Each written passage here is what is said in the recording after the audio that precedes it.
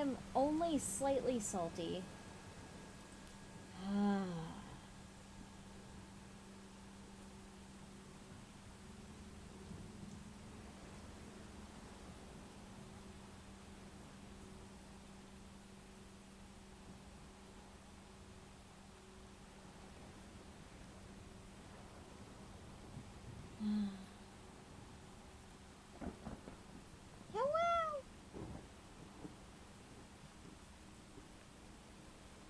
I don't know why that got as borked as it did.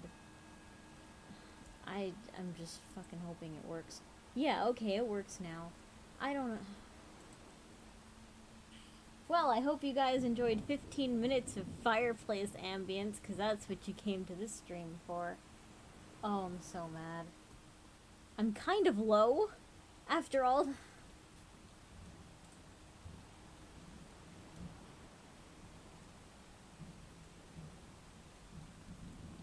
How's this? Is this better? Is this good?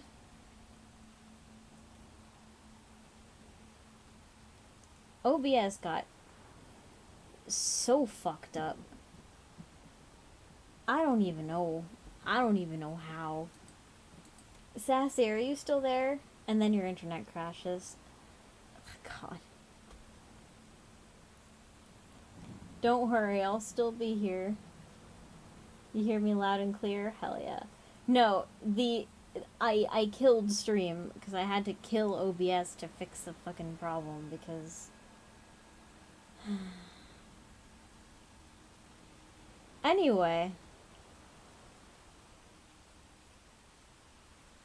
my mean voice, I'm sorry. We Gucci? Good. It doesn't, I don't mean to be mean. I'm just really angry at my computer.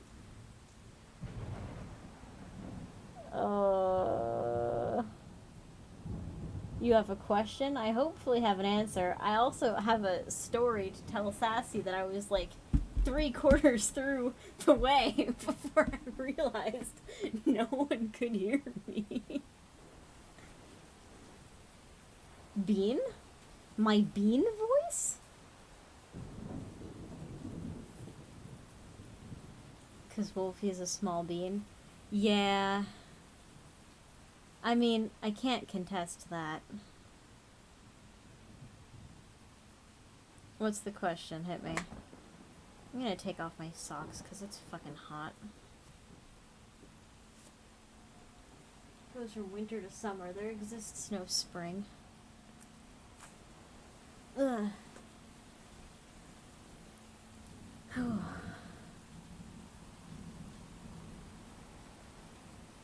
God, I'm sorry. I got so salty. Oh, I got so incredibly salty. Here I was, just... I was telling a whole ass story, man. Fucking hell. It's okay, Sassy. I'll tell it again.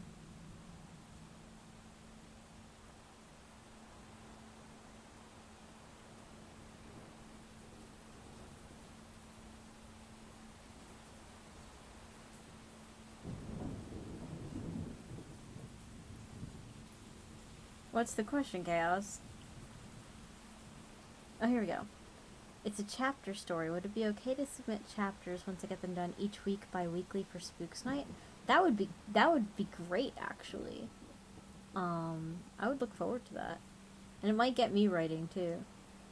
I know Smiles is gonna submit something. That would be so cool. Thank you, dude.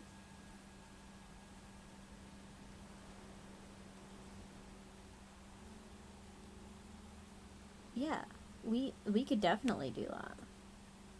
I'm so excited to hear that you're writing again. I knew you were getting that itch. And if Sassy has told you, Sassy witnessed the writing of an absolute masterpiece at midnight last week.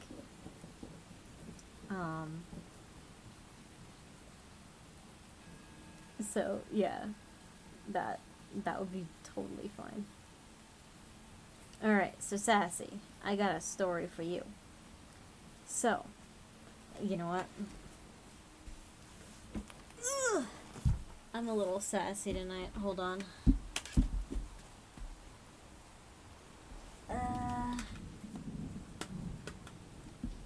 Give me a second here.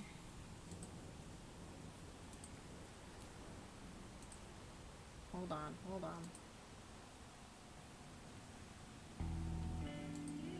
Shh, I don't care.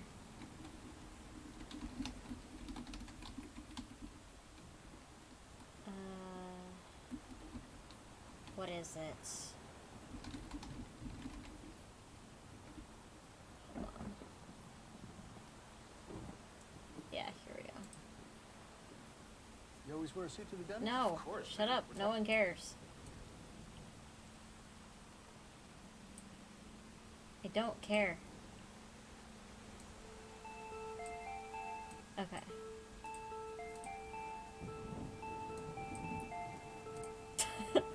You'll see why. So, when Wolfie was younger, not that much younger, like not young, I was like 18, 19, probably not 20. I could have been 20. So, anyways, I was having this coughing fit. I don't know why, maybe like the air was dry or something. I don't know. But I was coughing and it was really a fucking problem. Couldn't stop coughing. It was just disruptive to my life at this point. So my mother, my caring mother, took pity on me and said, God, this is she probably did say that. She said, hey Wolfie, take some of this medicine and it'll help you sleep so like the coughing won't wake you up. And it was like a big green pill. It was either NyQuil or Zyrtec. It was one of the two. And so I take this pill. And I take the pill. It's like a big green pill. Like maybe it was like a liquid gel inside. I don't remember. So I take this pill, and at the time I'm talking to Mooney because, yeah, it was the Dark Ages. And so, first, like, my grammar starts to fall apart. And I'm making typos everywhere. And first the typos are small, then the typos get bigger, then my sentence rearranging is not good. And so finally, I'm like, you know what? I'm gonna pass out. So I went to bed, and I passed out. And I slept. I slept really well. But then the morning came, and I tried to get up, couldn't get up. I tried to get up, couldn't get up. I was not waking up. Like, if you've ever been swimming in the ocean or anywhere with an undertow, that feeling of the water like sucking you back down under when you're trying to get up into the air, like to breathe, that's what it felt like. Tried to get up, couldn't get up. Tried to get, like, must have gone on for like 10, like that's somewhere between 7 and 10 times. So I finally get up, and I'm staggering. Like, my legs are as wobbly as like a newborn fucking fawn. So I get up and my head's kind of fuzzy, and I'm like, ooh, something's probably not right here. But let me try to have breakfast. And thank God this was like a weekend or something. So I go to the kitchen and I take out a glass bowl because I intend to have cereal. And I'm staring at the bowl. I was probably high as fuck. I'm staring at the bowl, and my hand just kind of relaxes. And as though in slow motion, I watch the bowl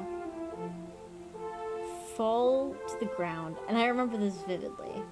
I watch it fall and shatter and like I don't even react to do something about it until like at least 3 seconds pass. So pharmacy definitely NyQuil liquid gels. Yeah, no, it's that it was definitely NyQuil. So mom comes in, cleans up, and goes, "Oh God, this is not good." So mom rushes me to the doctor because I'm clearly not. I'm not running on all cylinders. And so basically the doctor takes a look at me and goes, "Yeah, this'll wear off. Just like maybe never give this to Wolfie again." And that was the time I took NyQuil. I literally thought I was going to go into a coma and die.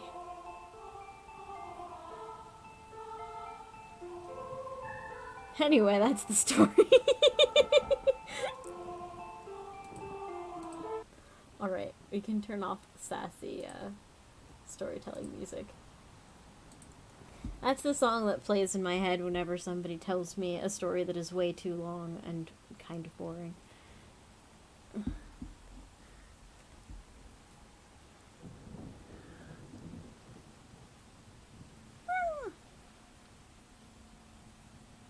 So anyway, what actual stories do you want to hear tonight?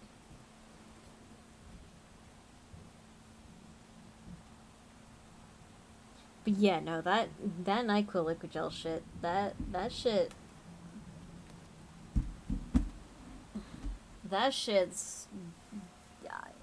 yeah. I just remembered waking up several times and just being so damn tired I rolled over and went right the fuck back to sleep. Okay, so that's what happens sometimes when I take Advil. Until like 1:39. Yeah. Like, Advil will make me sluggish too. Midol sometimes. Midol is just acetaminophen. And Advil is just ibuprofen. I sometimes also get a little tipsy seeming when I'm on either of those drugs. When I'm playing like high as fuck CSGO, it's usually either ibuprofen or acetaminophen that's doing that to me. Whatever it is, it just makes Rat just kind of zen out, and we just get this funny kind of stupid. But yeah, whatever the hell's NyQuil. That's just a tranquilizer, dog. You don't fuck with that. That's yeah, no. It's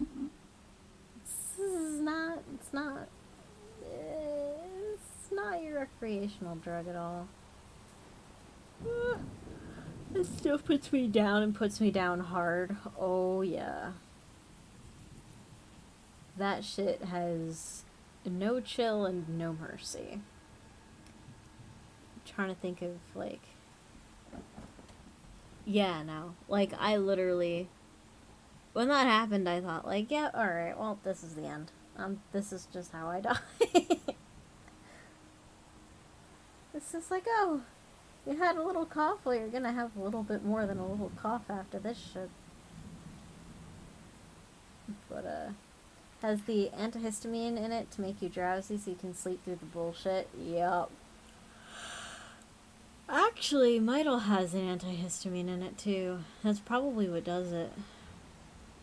Because if I just take Tylenol, it doesn't do anything to me. It's just like, okay, I'm still in pain. Hold on. I keep getting... Oh, you have the first chapter. Oh, right. Well, without further ado, Chaos, I got you covered. You want to see me look dead? Give me that. Dude, if you want me to be dead, give me that. Oh, God. Alright.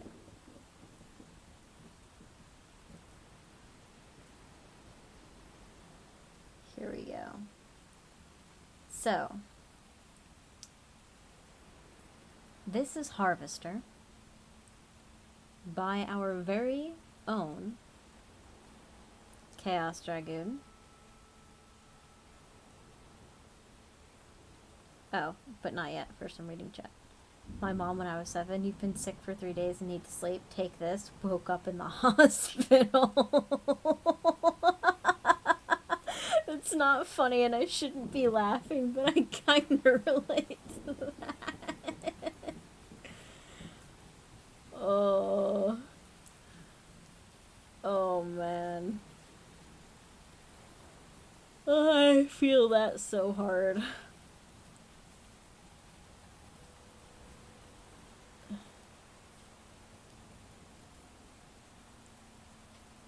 The only thing I think comparable to that was when I was young. I think I must have been 12 or 13. Yeah, this was pre-CPSD. Well, no. Not technically. This was pre-psych abuse. So... Well, abuse is a gentle word for that. Yeah, so I was like kind of a normal human being back then. So... I was on my... I'm sorry if this grosses anyone out, but I was on my period. Oh, geez, you cut the top of your finger... the tip of your finger off this week? Don't do that. Are you okay? Did you have to go to the hospital? Welcome back, Sassy. Oh, jeez.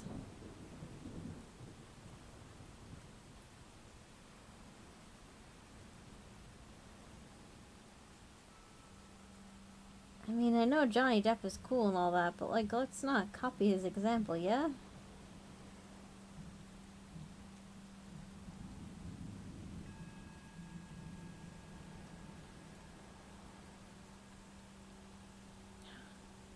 Had to use the table saw to cut a board and wasn't paying attention. Oh, you face mirror.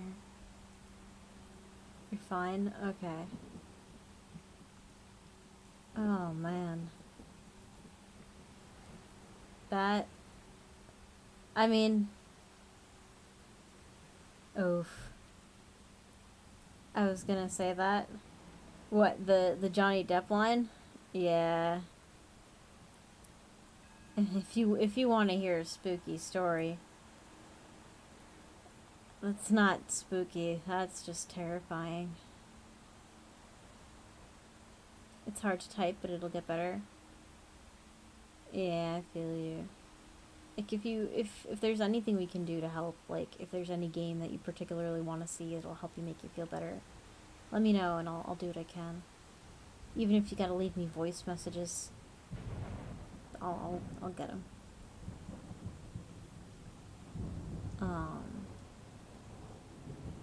Yeah, it's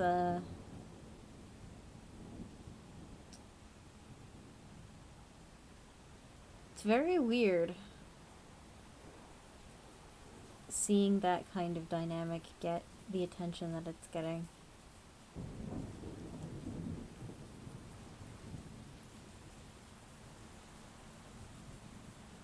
Maybe there'll come a time where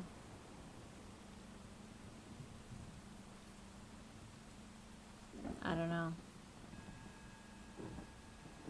Funny enough, same hand I cut with a saw last year. Dude, it can't get a cut resistant glove or something. It can't get a leather glove.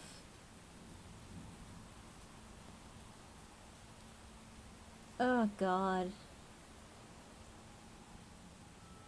Although, I'm a big fat fucking hypocrite.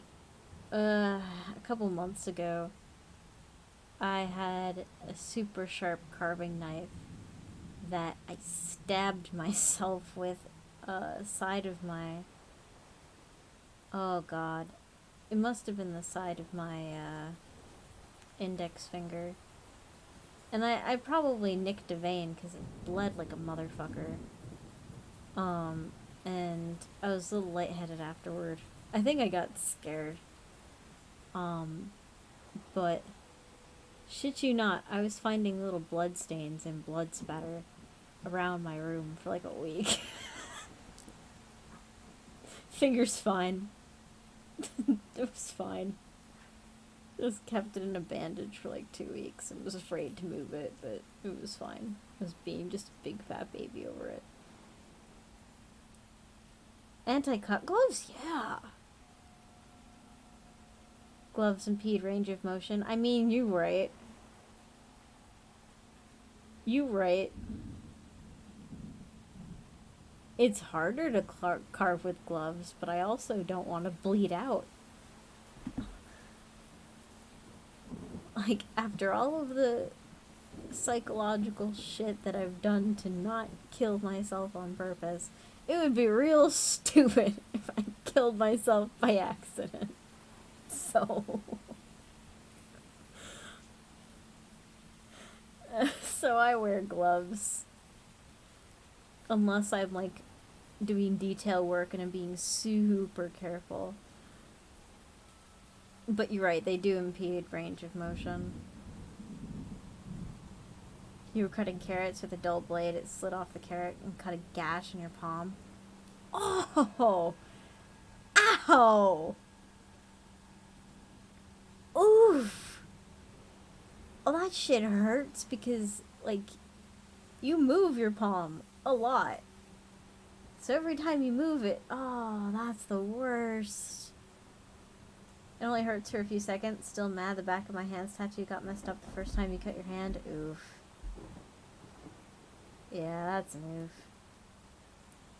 I'm trying to think of, like, stupid scars I have.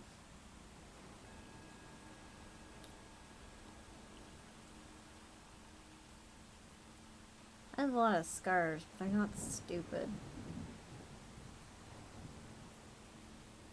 Funny enough, when I hurt myself and it's dumb, the scar goes away.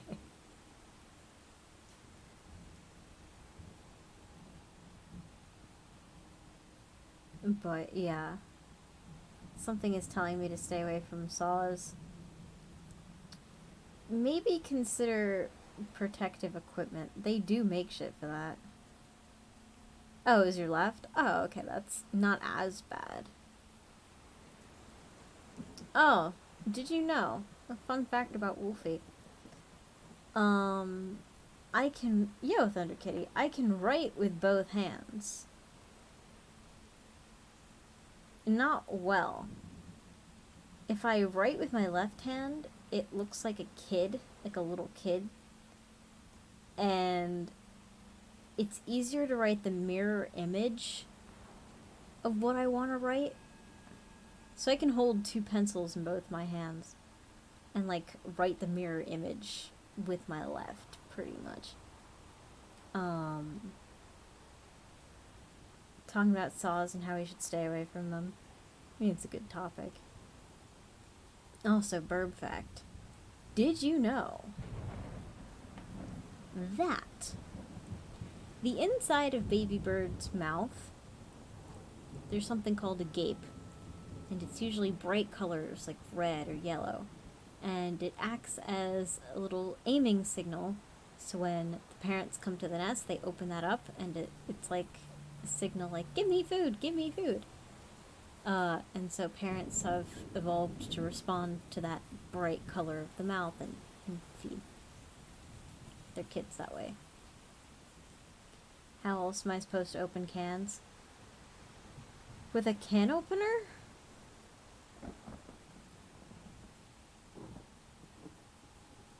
With the can opener.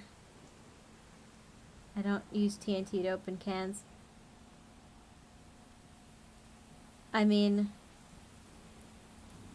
I've wanted to,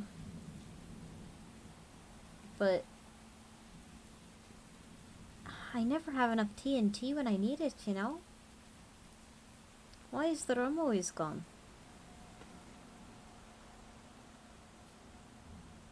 Like a peasant. God, I'm sorry, Chaos. I'm supposed to be reading your story, and it's getting close to your bedtime. Alright, hold on. Here we go. two soldiers stood in front of a large metal... Oh, fuck. I know a guy, I can get you unlimited TNT. Oh, hell yeah. Okay, here we go. This is Harvester by our very own Chaos Dragoon. You've had coffee tonight? Oh, sweet. Two soldiers stood in front of a large metal door. Each one stood on either end of the door with a card key. The one on the left looked to the one on the right, who nodded. The two slid their card keys into their respective key readers simultaneously. Each card reader beeped in acceptance before 18 loud clicks came from the metal door. After the 18th click, the door stayed closed before it quickly slid into the floor, revealing a large white room. Along the walls and floors of the room were long, jagged grooves, akin to claw marks. The two soldiers stepped into the room, ignoring the long claw marks and dried red stains of blood as they approached their main target. Sitting in the back was a skinny, scarred-up young man. His wrists and ankles were shackled, and atop his head was a sort of helmet-like contraption that was used to keep him from hearing or seeing anything in front of him. Can't.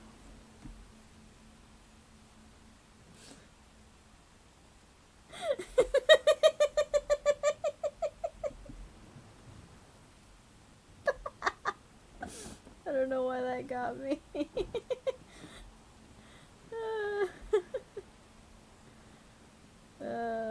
That's good. You're gonna get that from me. Hearing or seeing anything in front of him. As the two soldiers made their way closer to him, he looked up as though he could sense their presence. The young man lifted his arms and presented his shackles and tried to plead with them, but all that came out was a hoarse, wheezing noise. She called me once past 9 and said she saw a light on in my house and asked me why I was up. I believe it. One of the soldiers grabbed the young man's right arm and jerked him to his feet. The young man uttered another hoarse wheeze. He pleaded with them in his mind to let him stay in the room. Let him stay in his prison. He knew what it meant when she had a need for him. Every time she called for him, pain would start up again. He didn't want to feel any more pain. He just wanted to be left in his room to die. But she wouldn't let him. The two soldiers waited for him to move, and when he didn't, the second soldier walked behind the man and violently shoved him. The man stumbled. Before he found his footing, and proceeded to shuffle toward the open door.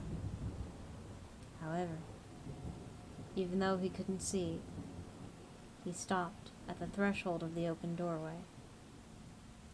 He slightly turned toward one of the soldiers and let out another hoarse wheeze.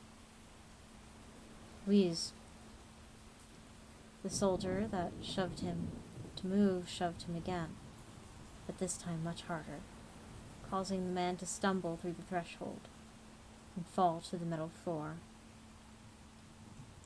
He quickly curled up into the fetal position and let out another hoarse wheeze that fell on deaf ears. Both soldiers forced the man to his feet before forcing him to move. The chains on his shackled ankles rattled as they dragged across the floor.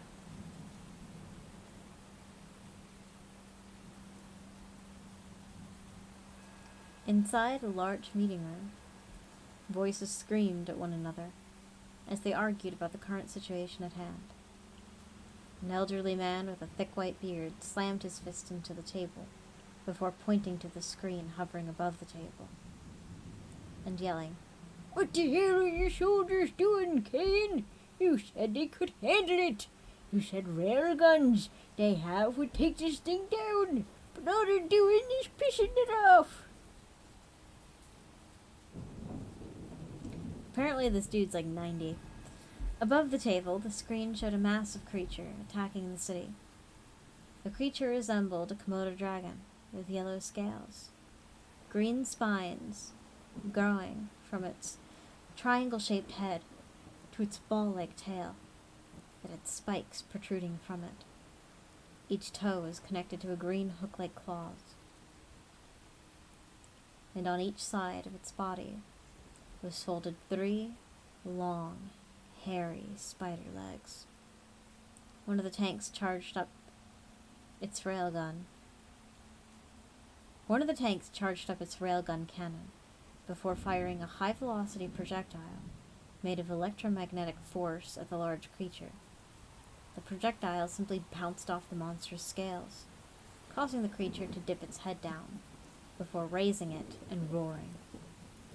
The bottom of the creature's mouth split in two, revealing the long rows of jagged, arrow-shaped teeth, as the 2 corners of the top half had long saber fangs. Its roar sounded like a combination of a trumpet and an elephant's war cry. The elderly man looked from the broadcast to Kane. Kane was a man in his mid-30s, with short brown hair, a scar under his right eye, and a mechanical arm that replaced his left arm. He snarled at the elderly man before his radio cackled to life. "Burp. This is Commander Jacob. Where's our backup? This thing won't go down. Its scales are like fucking armor." Kane quickly grabbed the radio and responded. "Stay strong, Commander. Backup is coming shortly." Kane reassured him. "Is it though?" the elderly man questioned. Kane looked at the elderly man with hatred in his eyes, before he yelled out in frustration and threw his radio at the wall, shattering it. The elderly man chuckled. "Some defense officer you turned out to be." "I don't want to hear it from some old fuck that crunches numbers all day," Kane yelled. "First of all, crunching numbers is something an accountant does," the elderly man argued before he added, "What I do is I calculate the probability of when, where, and the time these creatures come knocking on our door." "A lot of good that did us, Arthur," Kane retorted before he added, "Your report said this thing wouldn't appear for another week, but here it is, destroying the city and playing with our tanks like it's a god-fucking-zilla." "Can you not use the F word in every sentence? You sound like an edgy teen who still thinks punk rock is cool." Oh shit, I thought that was the fucking old man. My beat. Let me have another take at that. Oops. Can you not use the F word in every sentence? You sound like an edgy teen who still thinks punk rock is cool, a woman said with a sigh. She was a rather young woman, about 18.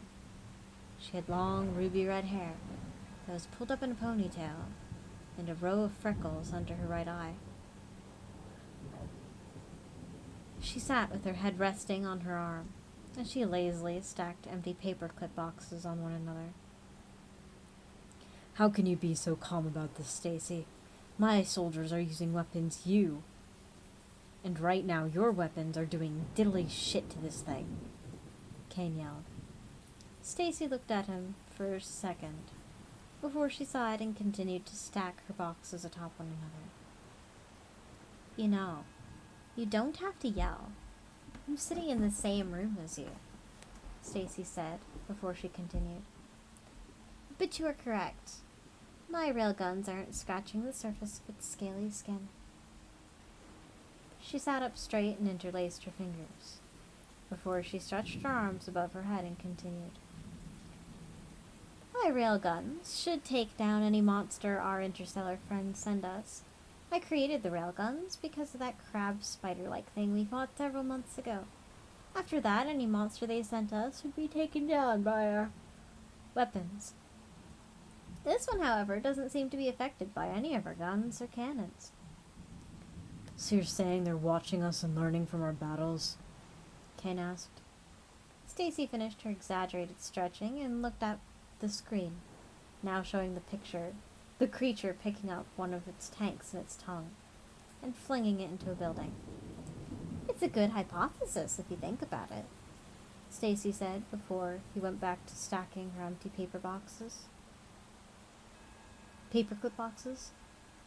As she placed the fourth one on top of the stack, she added, "The other hypothesis is that your men are just stupid and can't understand how to use them." Excuse me? Kane growled at his metal hand as his metal hand balled into a fist as the sound of scraping metal emanated from it. Stacy looked at him lazily before she went back to her stacking. Please don't misunderstand me, Kane. I'm not implying that your men are incompetent, Stacy said. Kane relaxed a bit before she continued. I'm saying their superior is incompetent. Kane's rage came back full force as he stood up. You son of a... Kane began before the screen above the table shifted and switched to a figure cloaked in darkness. Kane stopped and quickly stood, still, as the figure seemed to just stare at them. The situation is being handled by Rebecca. You can all head back to your stations, the figure announced before the screen went back to the monster destroying more of the city. Rebecca, huh? Arthur said as he stroked his beard. Are you shitting me? We've been in this fucking room for over half an hour waiting for this meeting to start. Only for those big fucking wigs to decide on her to... Kane ranted before he used air quotes and added, "Take care of it." I wonder... Arthur said to himself before he stood up, ready to leave. Are you just gonna lie down and accept this? How is she gonna take care of this creature? She's a bioengineer. All she does is experiment with her subjects and find a way to use those monsters to our advantage. Kane ranted. You're such an idiot. Stacy sighed as she started placing the empty paperclip boxes in her lab coat pockets. Excuse me? How are you okay with this as well? Isn't Rebecca doing the same thing you are? Kane argued. Stacy placed the final box into her pocket and let out a frustrated sigh. First of all, I use these monsters' hides, bones, and any other physical means they have to help produce the weapons and vehicles your men use against the next big threat. Second of all, Rebecca uses the DNA of said monster to help create living weapons, as she calls them. And finally, do you not understand what the board means when they said she'll deal with the situation? Stacy explained. Kane looked at her quizzically, causing her to sigh again and rub her eyes while mumbling. How you got this far up the ladder is beyond me. She's gonna use her little lapdog, Arthur said. Oh, she's going to use her little lapdog, Arthur said. Kane cocked his head to the side, trying to figure out what Arthur was talking about. Then it hit him, and he lost it. Are you kidding me? The last time she sent him, he nearly destroyed the whole city when he went into a fit of rage. Kane yelled before he added, What the hell is the board thinking? For once I agree with you. After the last time he went out, I'm sure the board saw his destructive tendency after killing the monster. I've also heard that all her efforts to quell his rage have gone unsuccessful. I'm sure all of her data can be seen by the board. I'm not sure what the board is sending a faulty product out for. Stacy said to herself. Deep in thought. Moreover, what are you planning, sister? Stacy thought. Rebecca, a tall, blonde, bombshell-wearing, a ruby-red dress under a pure white lab coat, walked down the hallway with her assistant Casey. Casey was a short brunette, with her hair pulled back in a bun, large reading glasses, and the same white lab coat Rebecca wore that covered her stained blue jeans and lime green shirt. Mrs. Cross, shouldn't we head to the conference room to meet with the board? Casey asked. Rebecca will do, Casey. And now, I have already met with the board, and they've given me the go-ahead to release the Death Hunter, Rebecca said. But what about last time? Casey urged, as she quickly ran up next to Rebecca and continued. The last time he was released, he did destroy the monster, but lost control, and nearly destroyed all of the city. If that happens again, the board might pull your funding, even terminate you. Rebecca quickly spun around and embraced Casey in a hug while praising. Oh, you're so sweet.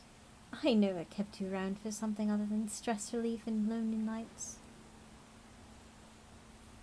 She let go of Casey and stepped back a little before asking, Do you know why my research, along with the other officers' research, is so imperative? I do, said Casey. Rebecca simply shook her head. No. I want to hear you say it, Rebecca said. Casey let out a sigh and explained to Rebecca why the research was so imperative, for what felt like the 100th time. She could not understand why Rebecca had her recite the whole story that led up to now, but she was her superior after all, and Casey wanted to stay on Rebecca's good side. She saw what happens when people crossed her. Humanity received a declaration of war from an alien race called the Phantoms. They claimed humanity is a parasite on the universe. Before they can spread to other planets, they need to be exterminated. A few months later, the first monster appeared. Humanity couldn't bring it down, and many lives were lost.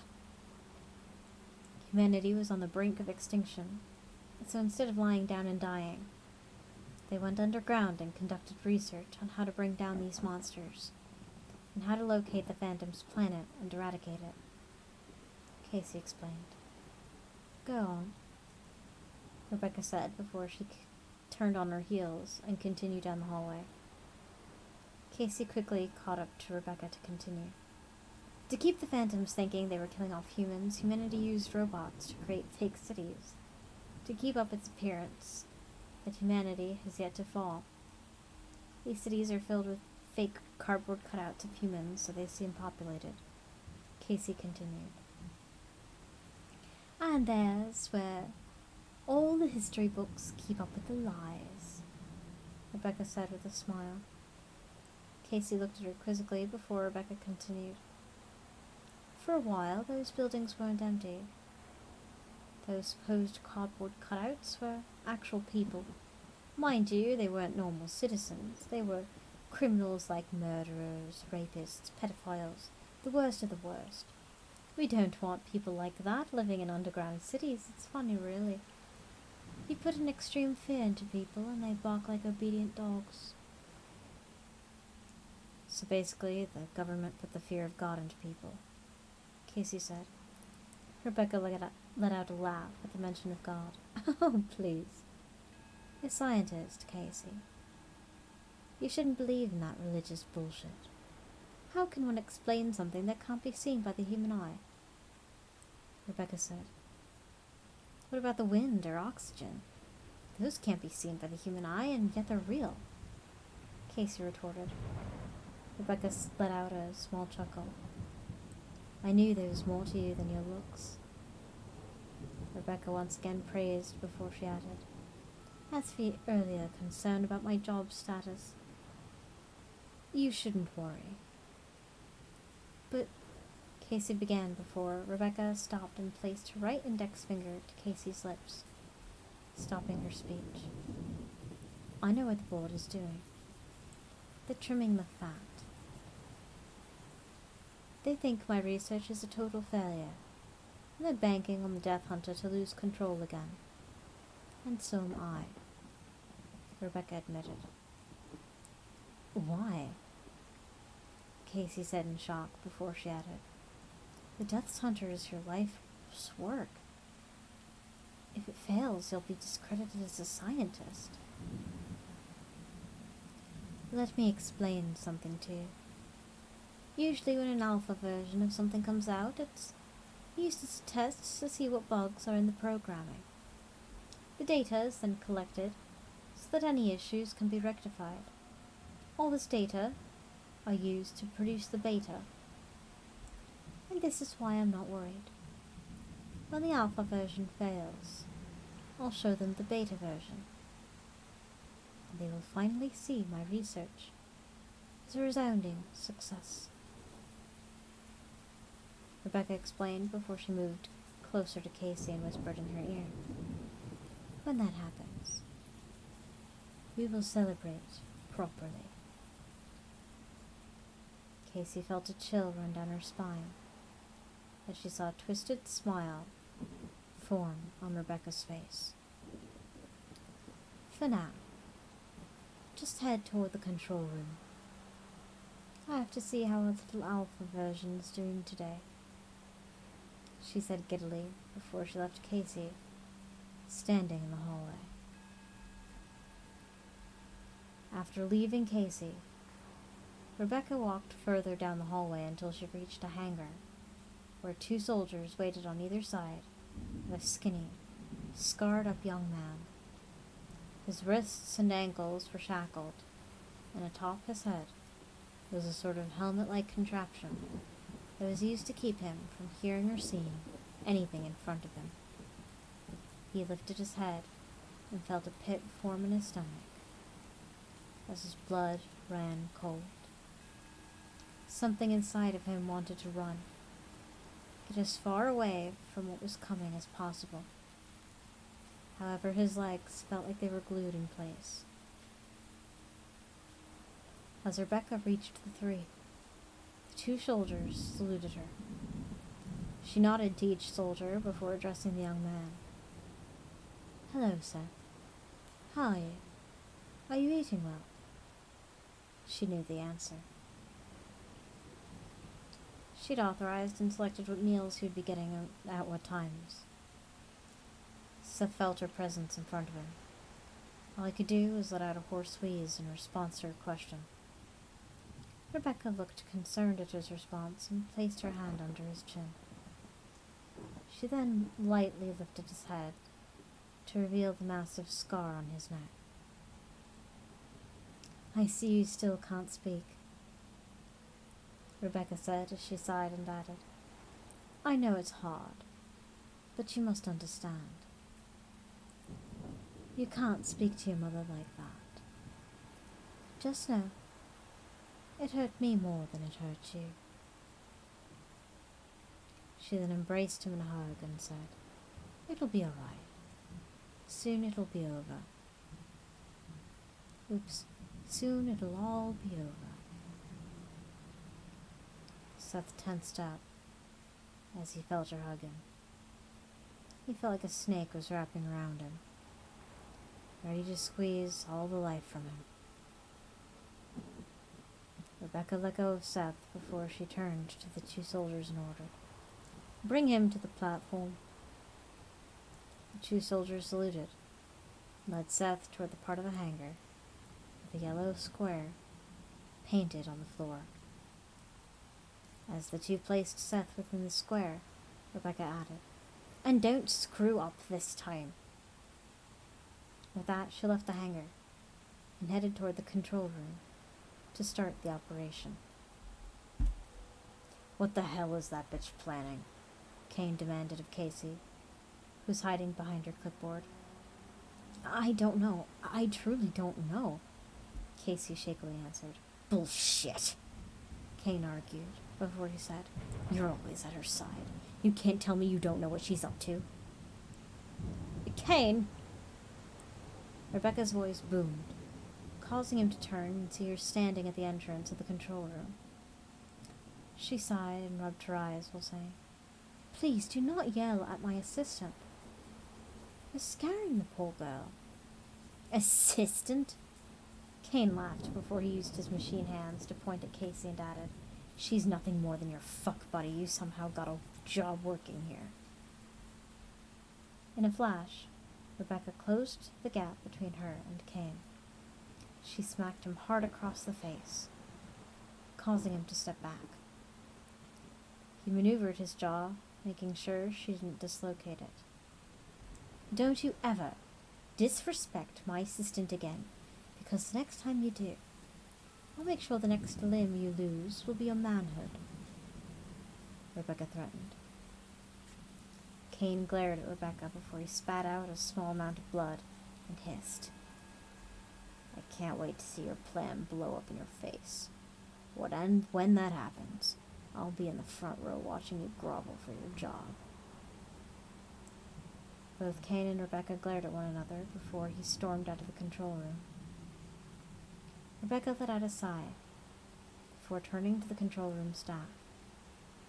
Everyone there simply sat there, waiting for her orders. She took in a breath before letting it out slowly.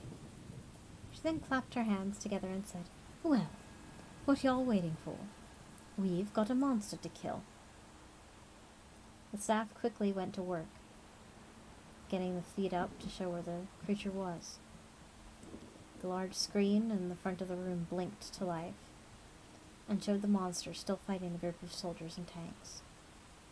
Rebecca watched the destruction on the scene before she turned to Casey and asked, "Have we given it a code name?" "Yes, ma'am. We've given it the code name Komodo," Casey informed her. "Oh, Komodo, huh? Kind of simplistic, but it'll do," Rebecca said, just as the screen next to her chair came to life. "He's in place, ma'am," the soldier on the screen said. Rebecca nodded, just before the feed cut out. She turned to the staff, who were already shrinking, the feed of the monster destroying the city, and pulling up the feed of Seth, standing in the middle of the yellow-painted square. Rebecca smiled when she saw him standing where she left him, and addressed the staff. "All right. Let's start the operation." The floor under Seth shook slightly before the yellow square began to ascend toward the ceiling. As it continued, the ceiling quickly opened, allowing the platform to ascend further up. Seth's legs shook at the sheer force of the moving platform before he felt suddenly it stop. He felt a cool breeze touch his skin as the scent of something burning in the distance entered his nose. He tensed up when he realized where he was. He was outside the facility, and he knew what would be coming next. Like last time, the shackles on his wrists and ankles detached and fell to the ground, revealing red, raw skin. He began to hyperventilate as he heard something whirling inside the helmet atop his head. It split in two, and both halves fell to the ground, revealing Seth's short white hair and crystal blue eyes. Above and below each eye was a scar, caused by her removing his eyelids. The device that was once on his head kept his eyes from drying out, while also keeping it at bay. Seth looked around the world around him, and at the field he currently stood in, before his eyes fell on the monster destroying the city. He heard static in his head as Rebecca's voice said, "This is your next target. Codename Komodo." Seth suddenly felt a sharp pain in his head as he clutched it and tried to scream. but only managed a hoarse wheeze. The pain was coming back. It wanted out. It wanted to fight Komodo. Seth didn't want to feel the pain again. He didn't want to have it take control again, while he was left being torn apart. He stumbled around, clutching his head, trying to keep it at bay. It felt like tiny needles were trying to push out of his skin. Rebecca's voice came back into his mind and said, "Don't fight it. Let it out." Seth's head suddenly shot up, and he let out a shrill scream, while his crystal blue eyes shifted to a glowing blood red.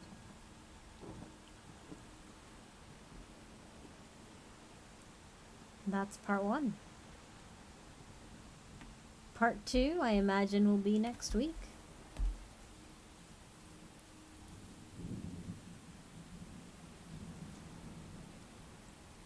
I feel like I've read it before, but it's so good. When did you publish this? I might have read it before. Oh, 2019. Oh, I did. What? Why are you apologizing?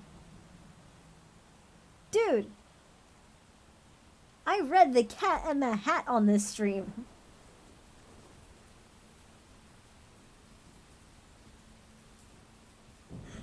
You don't have to worry about that. If it's good, dude.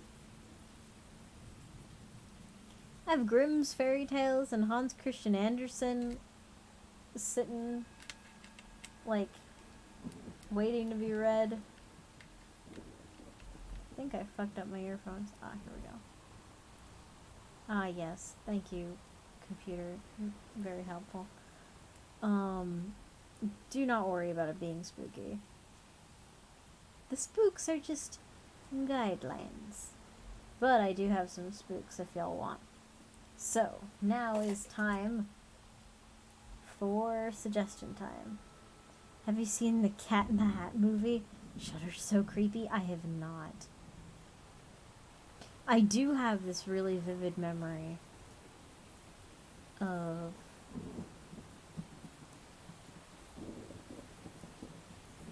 God. This might have been close to 15 years ago. They read Quoth the Fish Forevermore, for Pete's sake. I did.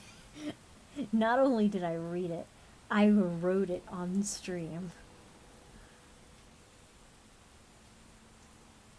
But I remember 15, probably more than that, years ago.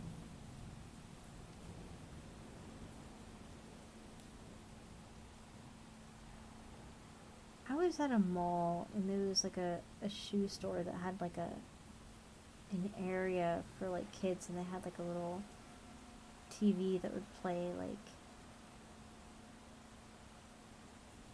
cartoons and like Sesame Street.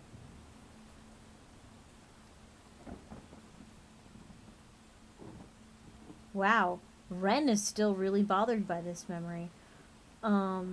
Shh, Ren, it's okay. But one day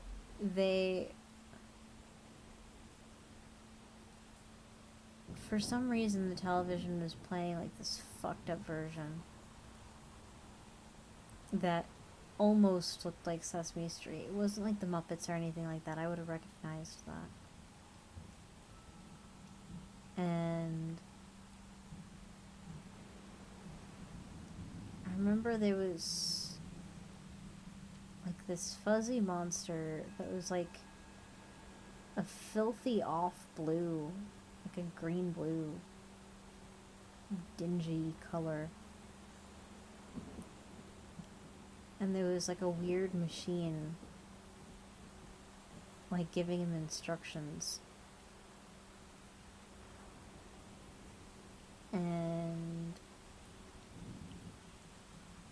was like really disturbed by it, and it was either my grandmother or my mom who was just like, "That's just Cookie Monster. That's just Cookie Monster." And I was just like, "No, no, it's not. It's not."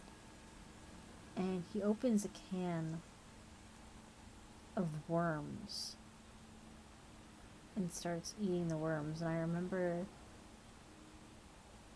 like,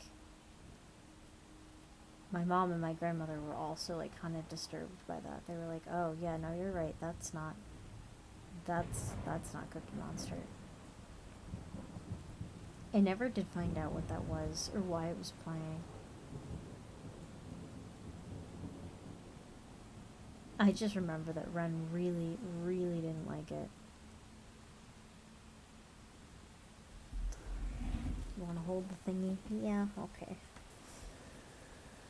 I don't know why I dislike it as much as I do. It's just a fucking... It's just a stupid show, but, like, for whatever reason, it was not... It was not okay. I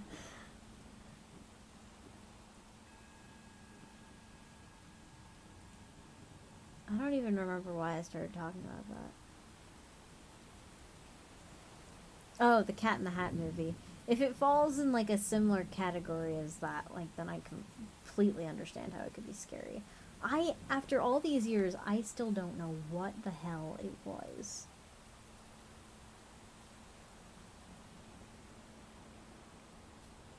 Maybe it never existed and it was just a nightmare. You think you know what show I'm talking about? What is it?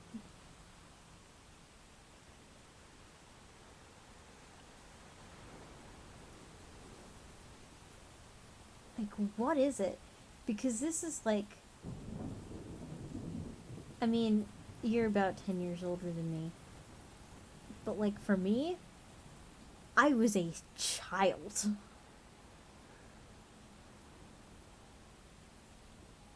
I was tiny. Ren was still the host. Green monster eats worms, right? Yeah, like this fuzzy, like Cookie Monster-esque monster, and like what looked like, I guess, a train whistle was telling him things.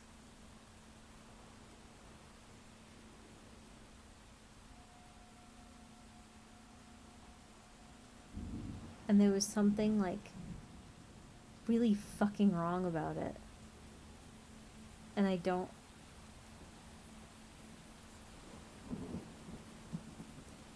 know what it is. This is not like 10 years ago. This is more like 15 years. Like, this was a long ass time ago.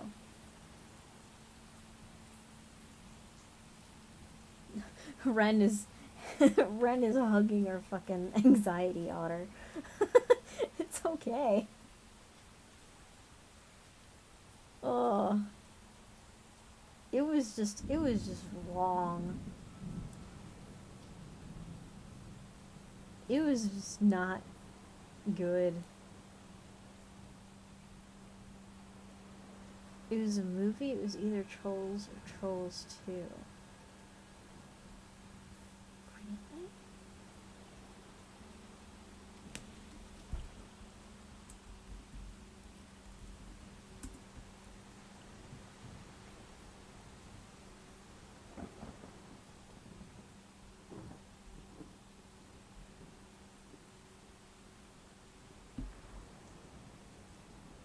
No.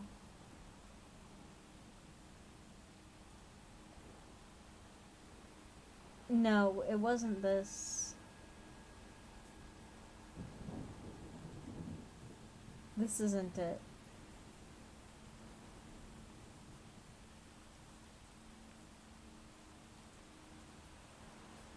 Like, it was this big, haggard, like, Cookie Monster-esque thing.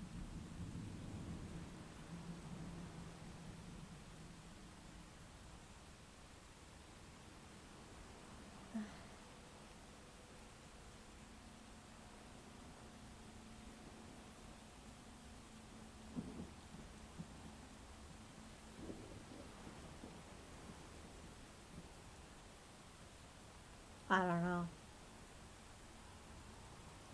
It wasn't the shot trapdoor or bump in the night because those are strip motion. It was like puppets, stop motion.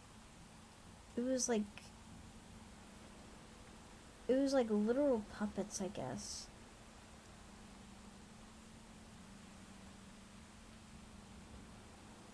God, I don't know.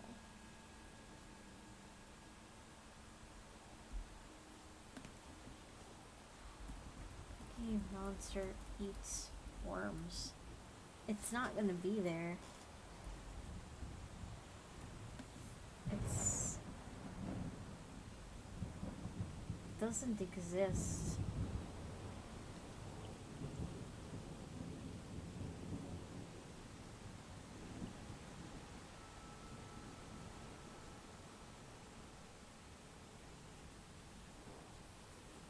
I have no idea how to describe it or find it again. Maybe it was just a nightmare.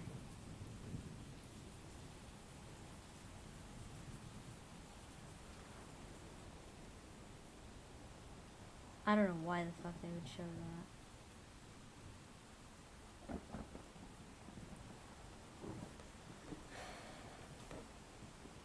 And it's yeah, I don't know.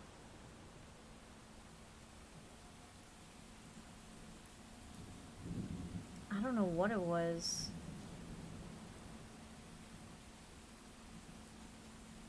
I don't know what it was. It might have been a nightmare, because Ren used to get some weird fucking nightmares. And sometimes we wouldn't be able to readily differentiate what was real. Yeah! That actually worked.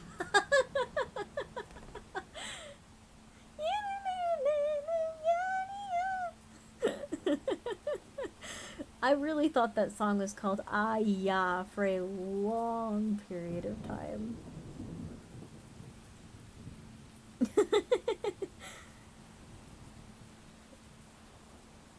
Yeah, we're okay. Yeah, but like I'd never heard of it since then. It really may not have existed. I have no idea where it would have been or came from. Just no clue. Alright. What spooky story or not spooky story you want to read next?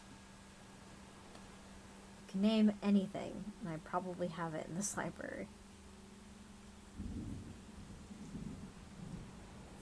You can even read fairy tales.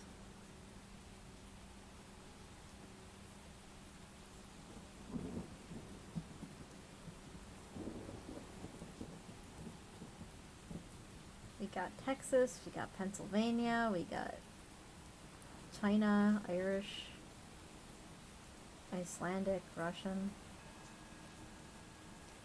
If you want something random, I have a bunch of books that just random shit.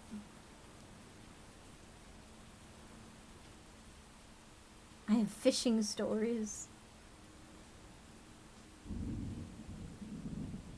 Got Edgar Allan Poe, got Lovecraft. Solid 2. California.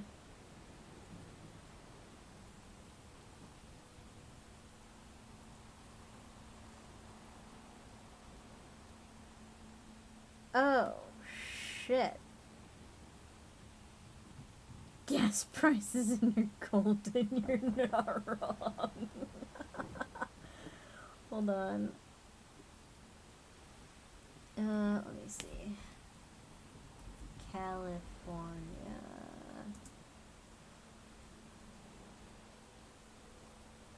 Okay. Here we go. I found something that mentions California. Translucent sails on lonely seas. The mightiest ship is but a speck on the vast primordial ocean. From the dimly remembered seafaring days of canvas and oar, to this prideful age of nuclear power steel behemoths. Fragile humans have sailed forth on their frail vessels, braving the blue planet's far watery reaches, venturing out beyond that distant line where heaven meets the waves.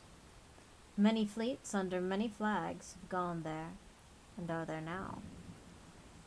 But there is among them one fleet, the most dreaded of them all, that sails for all time, a cumulative fleet of all ages and all lands, the fleet of the dead. The unfortunate ones who never made it back. Never, that is, to our concrete dimensional realm. They're out there forever, sad and lost, hollow-eyed wraiths on the rotted deck planks, their translucent sails, traversing lonely seas, forevermore. I went out yesterday and the gas price was $6.85. Today I went and it was 20 cents more. Dun dun dun! $6.85 is actually pretty scary, no joke. It's like around $4.80, $4.50 for 80 around here. So $2 more than that is just, yeah. Occasionally, by virtue of some unfathomable metaphysical confluence, they cross paths with us. And the modern sailor who bears witness to a ship from the fleet of the dead feels a sudden disquieting chill, a flash of dread as ancient as the sea itself. Such an encounter was fated for the USS Langley in 1937. The U.S. Navy's first aircraft carrier was on a course for Cocosolo, Panama, when sailors aboard her beheld an unearthly vision, the pale glow of dawn. There, on the horizon, a sailing ship fully rigged, all canvas unfurled and bulging with wind, speeding straight toward them. The news spread fast through the steel-hulled giant, and the crewmen scrambled on deck for a view. As the beautiful old vessel raced ever closer, and the sun rose in the sky, the officers and men of the Langley stared dumbfounded as the sailing ship dissolved into nothingness. The Langley, they speculated, had just a run-in with the fabled Flying Dutchman. The centuries-old Phantom had been reappearing with some frequency in recent years. A whaling ship spotted her in 1911, as did the Royal Navy ship in 1923, as would German Admiral Karl Donitz in 1939. The Langley's encounter with the Dutchman came on the cusp of a period that would see a strange uptick in spectral ship sightings, and awakening of the dormant wraiths as the seas roiled with global strife.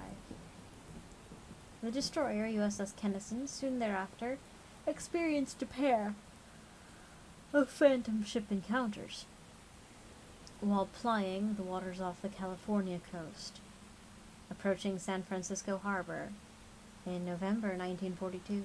She nearly collided with two-masted sailing ships. With a two-masted sailing ship, timbers rotting, sails ragged, crumbling deck deserted, helm unmanned. But the Kennison's radar screen was blank.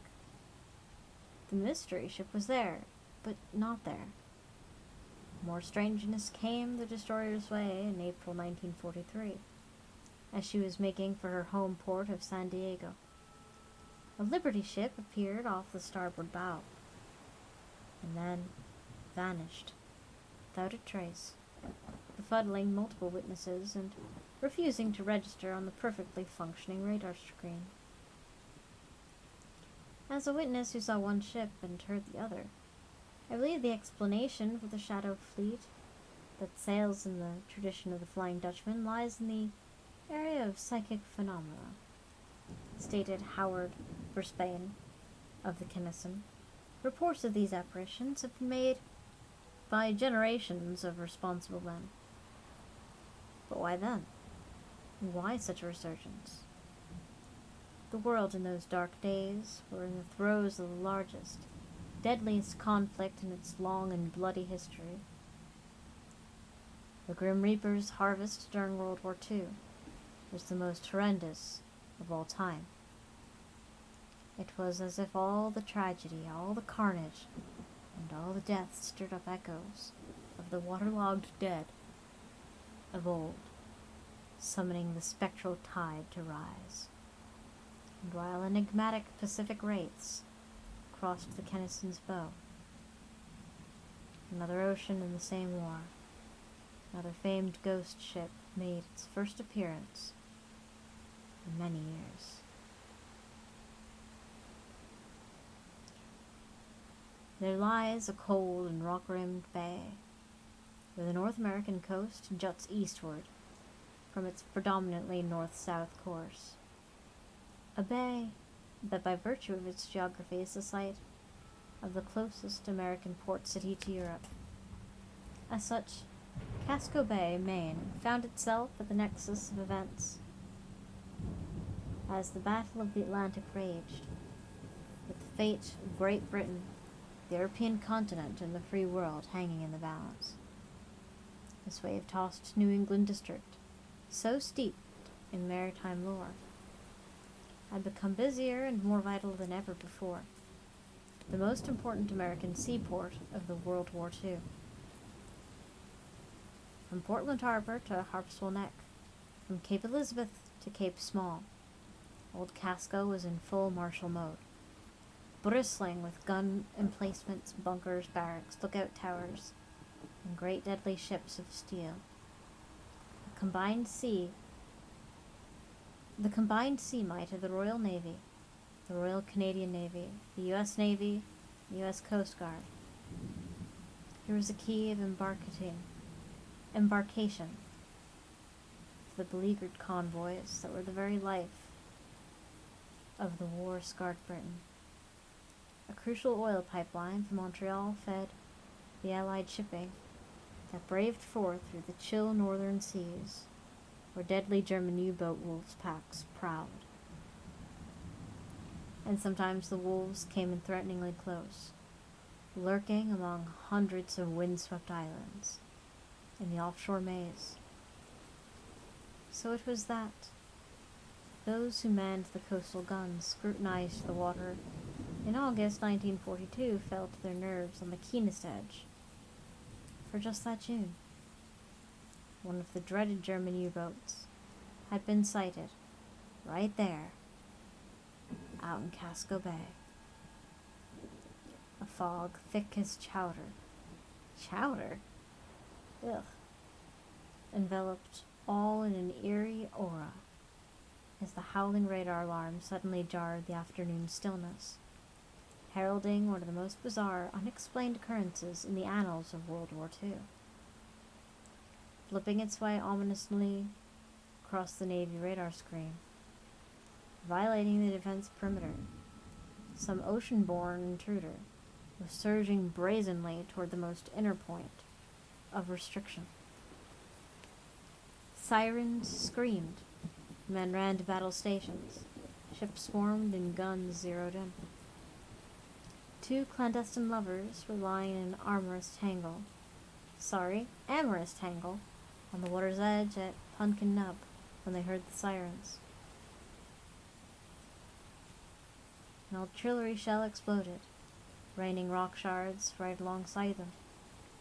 The man's first fleeting guilty thought was of the woman's husband, of jealous wrath writ large. They peered out into the fog and saw big doings. A Royal Navy vessel had charged forth, guns blazing, from Cumberland Cove, and her U.S. Navy allies were in on the chase as well, all of them converging on a floating trespasser. And then, out of the mist, the lovers saw the offending vessel materialize. It was no U-boat. It was not German at all. It wasn't even of this era. It was a wooden sailing craft of yesteryear, coming right past Punkin Nub, with two modern navies in hot pursuit. As it came closer, they could see the ship's name carved into the wood. Dash Freeport. There she sailed, close by and plain as day. A ship that had sunk 127 years earlier.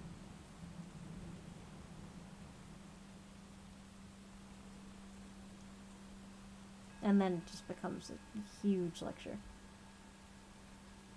So hopefully that was a good time. Alright.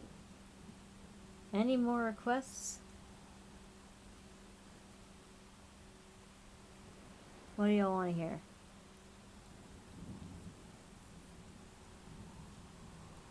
Who's still awake?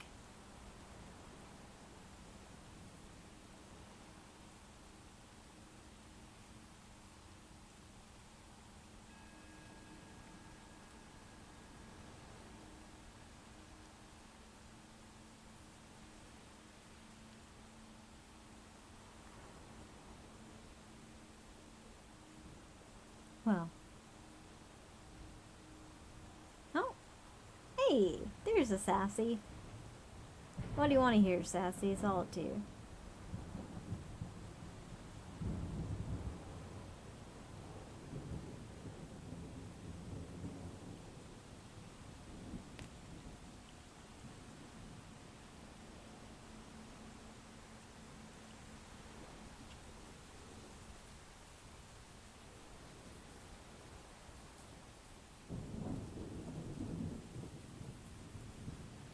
Something Canadian, eh?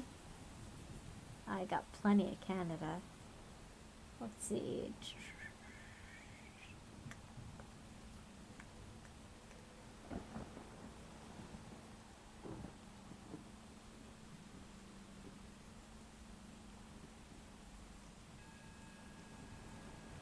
Hold on. Gotta find it.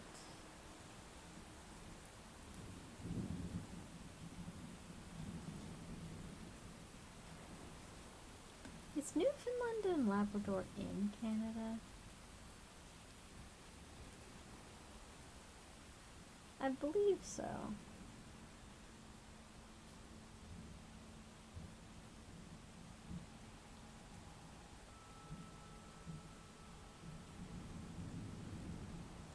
Oh. Oh.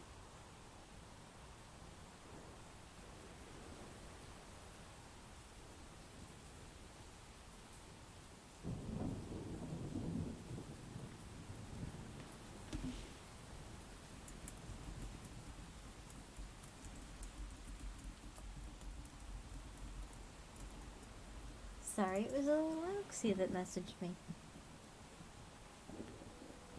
It was a wee Roxy. Alright.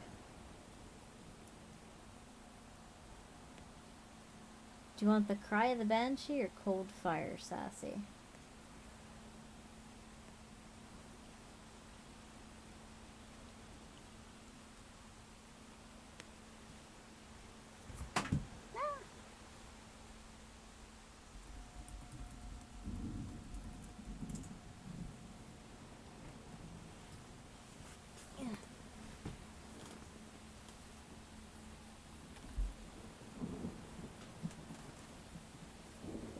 Banshee? Alright. Sorry, I dropped my phone. Here we go. The cry of the banshee. All the wailing wenches? Hell yeah.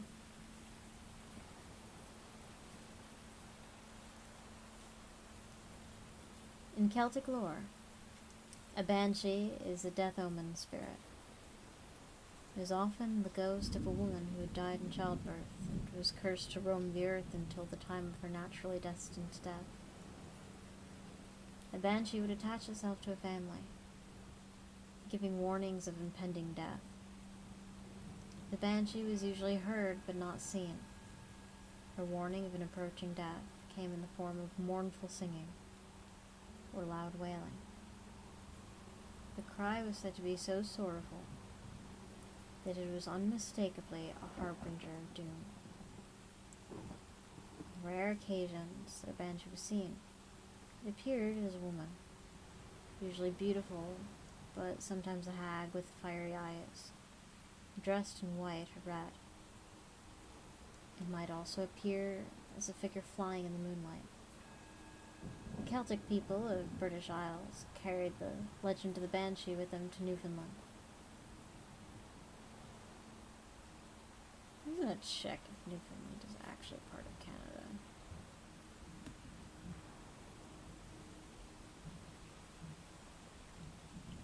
Oh, yeah, it's Canada. Okay, cool. William Welsh was a successful and well-respected businessman. In St. John's at the end of the 18th century, he owned a public house and banquet hall on the west side of Hillechips. Welsh was descended from the chiefs of Barony, Ireland. The first Welsh had been a warrior chief. It was a tradition in the family that a banshee's cry would always foretell a death or misfortune. William dismissed this as superstitious nonsense, even though his wife and family firmly believed it. One night, Mrs. Welsh suddenly became distraught. She told her husband that she'd heard a cry of a banshee. It was like a weirdly wailing and sobbing keen, coming nearer and nearer each moment, until it reached the window, she said. Then with a wild shriek it died away with unearthly sobbing. Anyone hearing it would never forget it. William had heard nothing and thought his wife was imagining things. The next day, however, the youngest son, Felix, cut himself badly with an axe while chopping firewood and almost bled to death. William still refused to believe in the banshee. Several years later, Welsh was celebrating his 60th birthday. He was sitting at the head of the table in his banquet hall, enjoying a meal with some St. John's most prominent citizens, including a colonel named Skinner from the British garrison. Suddenly, the door flew open, and William's eldest son, Michael, burst into the room. The young man was ashen-faced and oblivious to everyone except his father. Before the stunned dinner guests, he said to William, "We all heard the cry tonight. Are you all right?" Surprised by the sudden intrusion, William said, "Oh, of course I am. Why wouldn't I be? I'm as healthy as an ox." Satisfied that his father was all right, Michael left. Colonel Skinner asked Welsh what Michael had meant by the cry. William told his guests of the legend of the Welsh family and the cry of the banshee. He said it was all childish superstition, and most of the diners agreed. Colonel Skinner, however, wasn't so sure about that. After all the guests had left, Welsh admonished his family for believing in a silly superstition.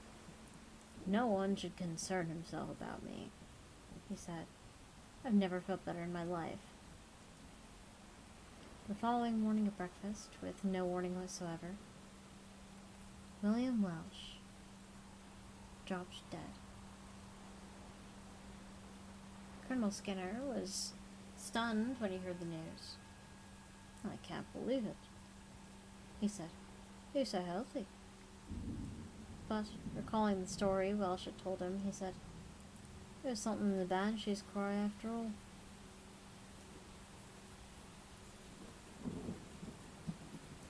And that's the cry of the banshee.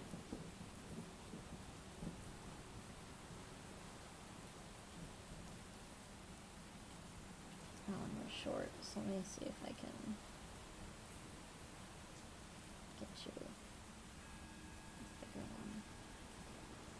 Although I am getting tired.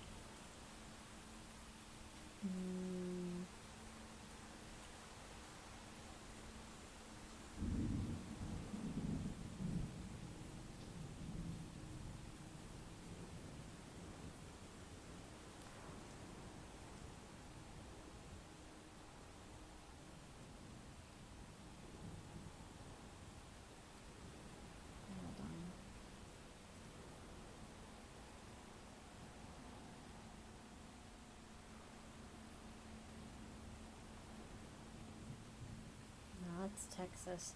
I have so many stories about Texas. Close to those 11s, it's not unreasonable to be sleepy, I know, but I want to make sure you get your money's worth.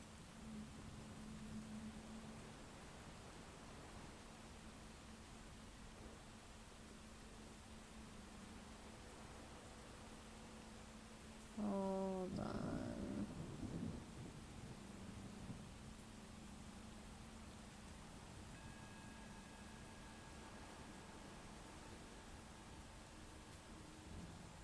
Ah, screw me.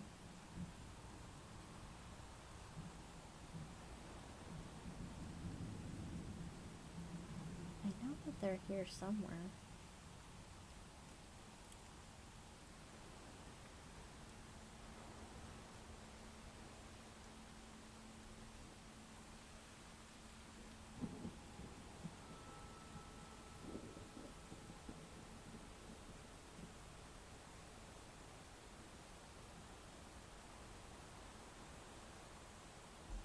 Hold on. I know we're in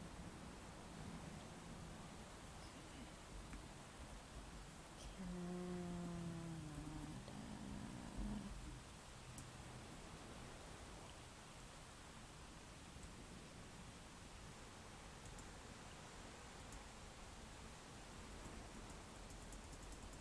Oh, it really is just those two, huh? I thought I had more. Don't know why I thought I had more than that. Okay.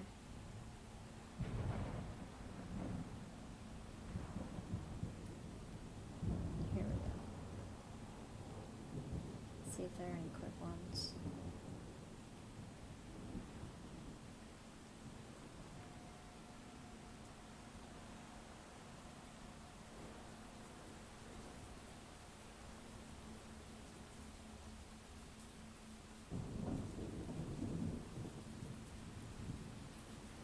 No, these are all pretty long. Shit. I'm sorry. I might be too tired to continue. It's been a long day, and tonight was particularly stressful. Ugh. So I'm kind of inclined to curl up, but I will leave you with a little Edgar Allan Poe, because I know you like that. I know you're a fan of Poe. Alright.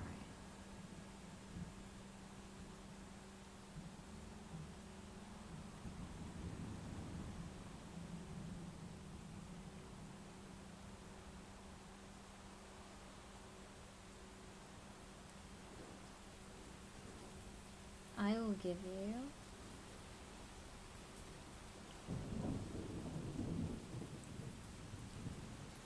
a dream within a dream. It's best to rest up if I need to. I know.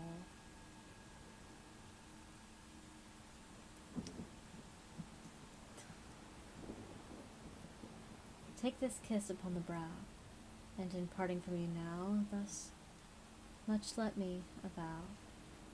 You are not wrong who deem that my days have been a dream. Yet if hope has flown away in a night or in a day, in a vision or in none, is therefore the less gone?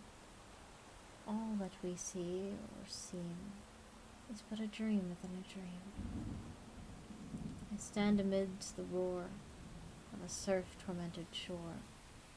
I hold within my hand grains of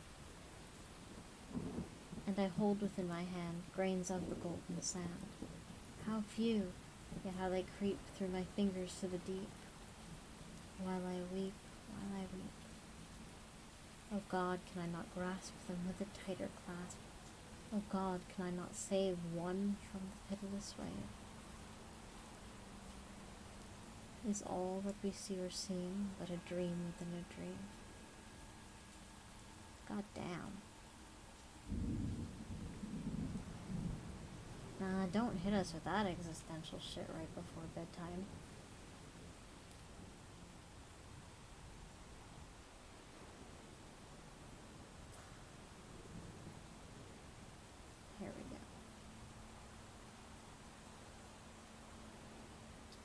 There's Hans Christian Andersen. I know you're here. I'm gonna read you a bedtime story.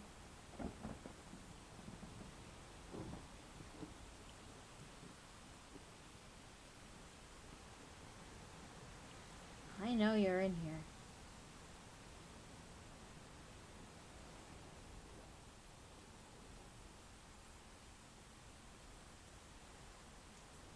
Screw it. I'll take animal stories.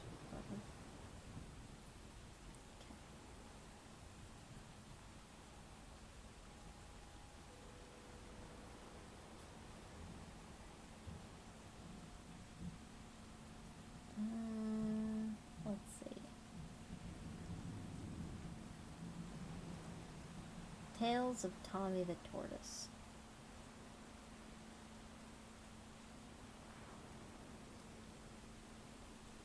Tommy the Tortoise lived with his mum tortoise and his dad tortoise, and his little sister Tilly Tortoise in a lovely little Kentish village where houses had timbered walls and thatched roofs, and where there were hop fields and oast houses. Tommy was a lively, clever young tortoise, always up to mischief, and it was very difficult to put one over on him. One summer's day, the tortoise family decided to go for a picnic, so Mom Tortoise packed up everything they would need into a big hamper, which Dad Tortoise then strapped to his shell. While they were doing this, the two children tortoises scampered around as fast as the tortoises can scamper. Then they set off, and they walked for a long while until they came to what Dad Tortoise said was a nice place for a picnic. Well, you would have thought they wouldn't have gone very far, but not very far for us. This is a long way for a tortoise. Dad unstrapped the hamper from the shell, and Mom spread out the rungs and started to unpack the food. There were sandwiches and tomatoes and radishes and lots of lettuce. There were also bottles of lemonade for the children tortoises. It was when she took out the bottle of spheres that she had packed especially for Dad Tortoise, and Mom Tortoise exclaimed, "Oh no, we've forgotten something vital." "What is it?" the children asked. "The bottle opener. Your dad won't be able to have his beer without the bottle opener." The children didn't think this was very terrible. They thought Dad could drink lemonade like the rest of them. But Mom insisted that Dad deserved his beer, especially after carrying the hamper all that way. And Dad agreed. "Tommy," they said, "you're the fastest. You run back and fetch the bottle opener." Tommy didn't want to run back and fetch the bottle opener. "I know what will happen," he said. "As soon as I'm out of sight, they'll start eating the sandwiches, and by the time I get back, there'll be nothing left for me." His parents assured him that wouldn't be the case. They promised that they wouldn't eat a bite until he was back with the bottle opener. So, grumbling, Tommy the Tortoise trotted off. Time passed. "You must be there by now," said Dad. "I'm hungry," said Tilly. "Don't worry, he'll soon be back," said Mom. More time passed. "He's taking his time," said Dad. "I'm very hungry," said Tilly. "He won't be long now," said Mom. Yet more time passed. "Couldn't we just have a bite?" asked Tilly. "We could put Tommy's share aside for him," said Dad, who was also getting hungry. "All right," said Mom. "I'll share out the sandwiches. We'll just have one each, and then wait till Tommy gets back before we eat the lettuce." So Mom Tortoise shared out the sandwiches into 4 piles, and all 3 of them lifted their first sandwich to their mouths. They had not even taken time to bite, and out of the nearest bush popped Tommy the Tortoise's angry face.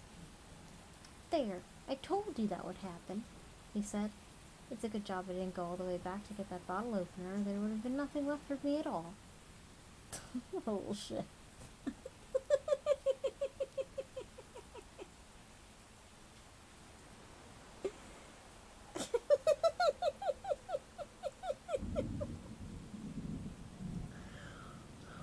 Wow.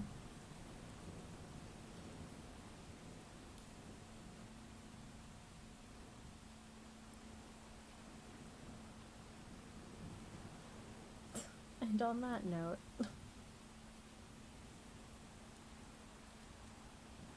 it feels like a good place to end.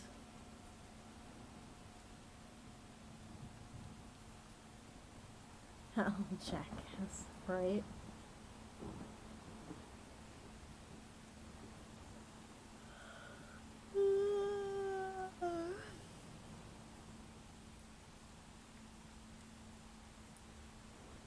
I know I have Hans Christian Andersen in here, but for some reason, oh, it's called Fairy Tales. Well, I should have clicked on that one, but that's fine. We can have more spooky and or bedtime stories for another day. But in the meantime, do not eat or drink any questionable substances. Make smart decisions. Do not die. Dying is absolutely forbidden, and I will see all of you wonderful people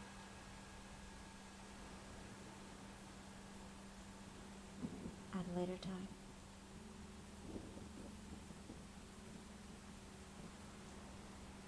And take care, guys.